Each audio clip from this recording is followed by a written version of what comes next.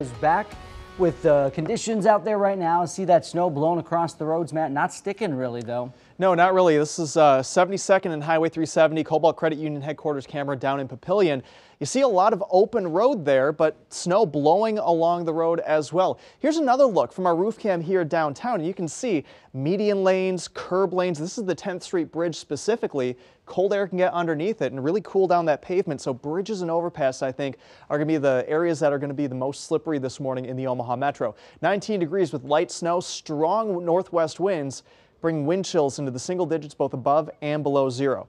There are the light snow showers across the Omaha Metro. A couple of embedded heavier pockets right around David City, Columbus right now, moving toward the Lincoln area.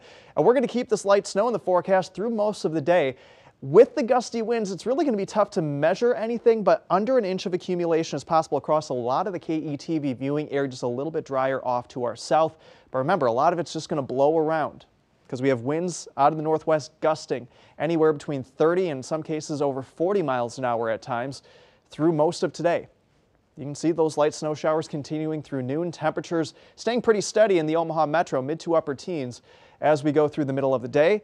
The snow showers and flurries taper off to the east as we go into the evening, but by 5 o'clock, your evening drive, there might be a couple of flurries in the air. That's it, though. Temperatures quite cold, single-digit wind chills, even wind chills falling below zero as we start to clear out this evening. And there are those temperatures starting to drop into the single digits by tomorrow morning. Cold tomorrow, up to 26 degrees, 42 and sunny on Sunday. New Year's Eve into New Year's Day, light snow showers, maybe another dusting of snow there, strong north winds, and very cold weather, including wind chills between 10 and 20 below zero early on New Year's Day.